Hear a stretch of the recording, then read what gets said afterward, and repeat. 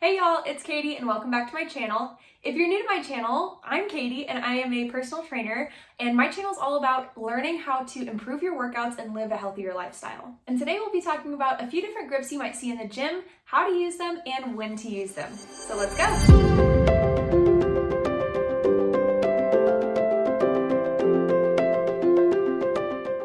So if you're new to fitness and you haven't been around the gym a whole lot, this might seem like a no-brainer. You see a weight, you pick it up, and you use it, right? Well, yes, but how you pick it up is going to differ based on what you're planning to do with it. So the plan is to look at a bunch of different grips that you're gonna see in the gym, and I was trying to figure out how to divide this up, and I was able to boil it down into two basic categories that we'll look at today. So as we dive in, we're gonna look at specifically how you perform that specific type of grip, and then one example of a practical exercise you're gonna see in the gym with that grip. And for simplicity today, we're gonna keep it to barbells and dumbbells. Keep in mind that these grips may apply to different cable attachments, different machines, or different things like kettlebells or plates, but we're strictly looking at dumbbells and barbells today. So when it comes to grips, we have those two basic categories. The first one here is wrist position, and the second one here is hand distance. So let's dive into our first category, wrist position.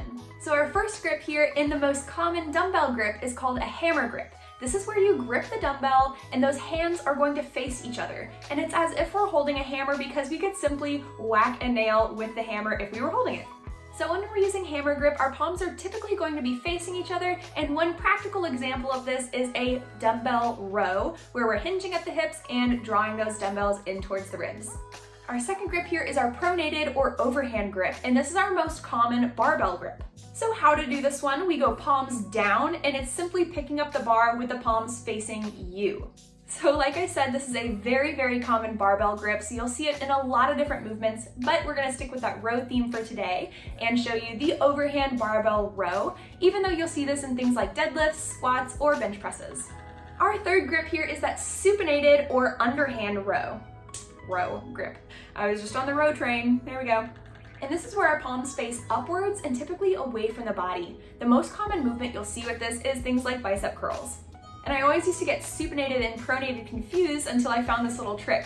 So supinated, you think about your palms facing upwards like you're holding a bowl of soup, and pronated, you think about pouring the soup out. So that little soup and pour help me remember supinated and pronated. So those are fancy words of the day if you want to get technical about it.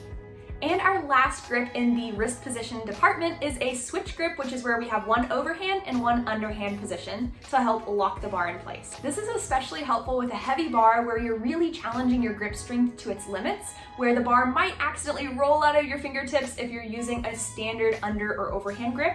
So by switching that grip, we're able to lock that bar in place where the bar will resist rolling out of your hands.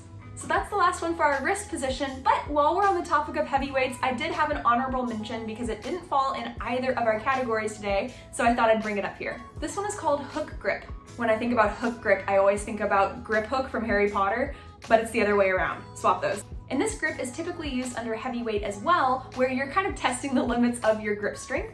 And this is where you would hook your thumb underneath the bar first, wrap your fingers and typically your index and middle finger over your thumb to really lock that bar in place. So I don't like using lifting straps when I'm doing deadlifts, so instead I'll take a switch grip and then add a hook grip to it to really maximize my grip on the bar so that I can hang on throughout all my reps and sets. Let me know what your favorite deadlift grip is. And our second category here is hand distance. So our first hand distance here is a little less common, and this one is narrow, where if we were to take our hands to shoulder distance and bring them inwards some, that would be a narrow position. Whatever movement we're doing, that could be things like a diamond push-up, some lat pull-downs and rows, or maybe some tricep presses as well. But anything where our hands are closer together than our shoulder distance is typically a narrow position.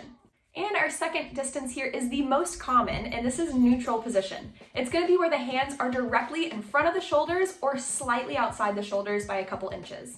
And a few practical examples you might see here are a chin-up, push-ups, or even a strict press on the bar. And our last hand distance here is, you guessed it, wide. We're going to take those hands wider than shoulder distance, way outside the shoulders, and that's going to be really the edge of our range here where we want to keep the hands underneath the elbows typically.